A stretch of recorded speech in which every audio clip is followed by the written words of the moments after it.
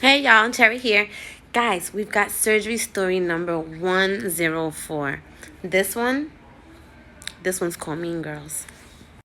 You guys, so at the recovery house, one of the most common places that you're gonna find the girls congregating, it's right here at the dining room table.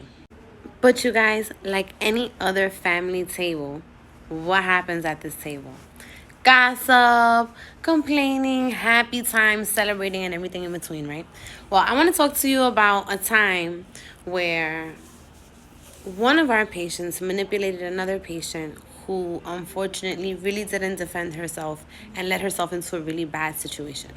This is why, again, you should always listen to your trusted coordinator. Hello. Okay, so a bunch of years back, I had a bunch of women that were coming through for surgery, and some of them were coming for mommy makeovers, and some of them were coming for regular work and scattered procedures, just different combinations, right? Okay, cool.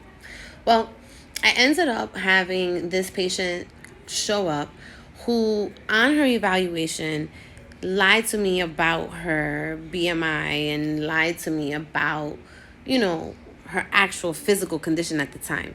So when we quoted her based on the information that she provided, right? Look at that scar, isn't that nice?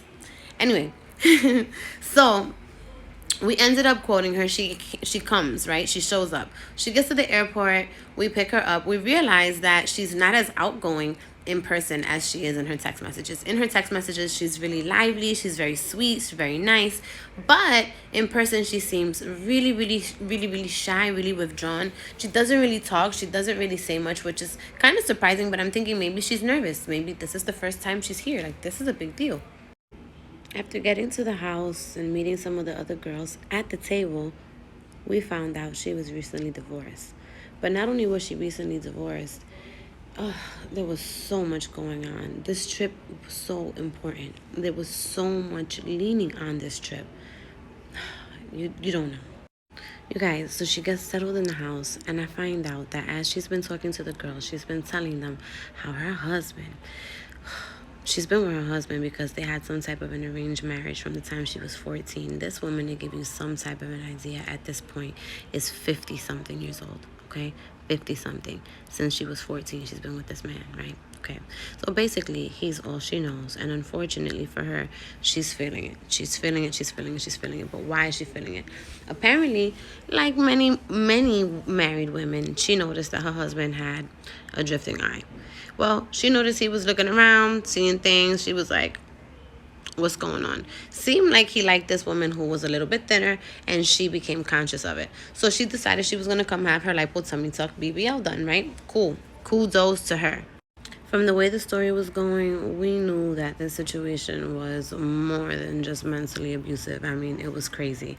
But she had come and got her surgery done a few years back because she wanted to look good for her husband. And lo and behold, she got home and he wouldn't help her put on her faja. He wouldn't help her recover. He wouldn't help her heal. And unfortunately, she lost her figure. Her results were damaged. He made her feel like crap. He treated her poorly and then ended up leaving her anyway.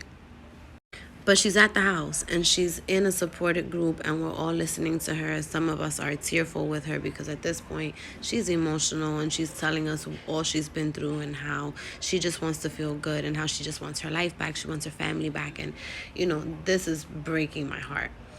But remember, I told you that she kind of fibbed a little bit about her weight and all that kind of stuff. And so I was worried looking at her that we wouldn't be able to get her operated because being a high BMI client is very difficult. So sometimes you've got people that are skinny mini and want to have lipo BBL, and it's difficult because you have to try to figure out, even with a healthy person, like, where do you find the fat to harvest?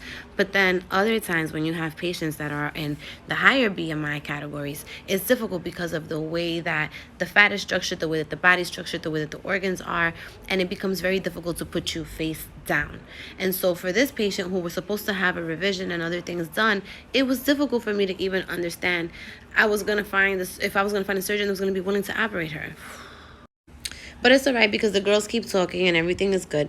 And there's somebody sitting at the table who's curious about What are you paying? What are you getting done? How much are they charging you? Who's your surgeon? I have this surgeon, but how much is your surgeon?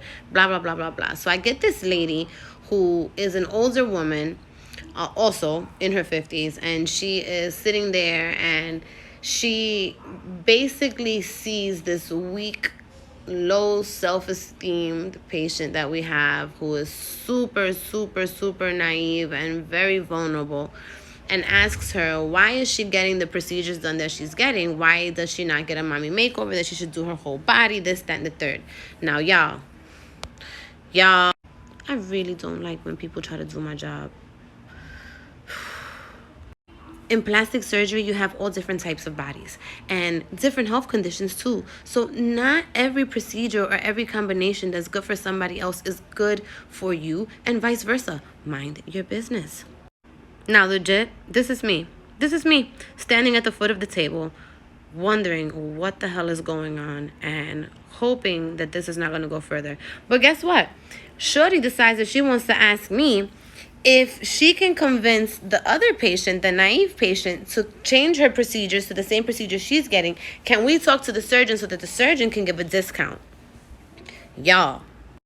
Now, mind you, I hit up the surgeon that they're both scheduled for, and I'm like, hey, such and such is going on. He's like, yeah, you already know that that's probably not going to happen. Even if we operate her, we're going to limit her services, blah, blah, blah, because it's not safe. I'm like, all right, cool.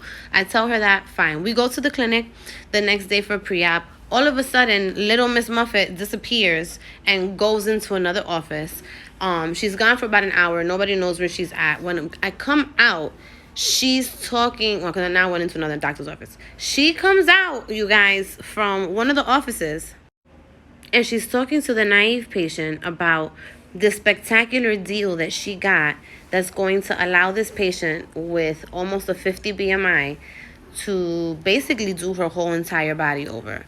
With a doctor I don't work with a doctor I would never send them to, with a doctor that's known for infection, malpractice, and all kinds of stuff. And again, it's just not safe. Not only that, last round, she had no support at home.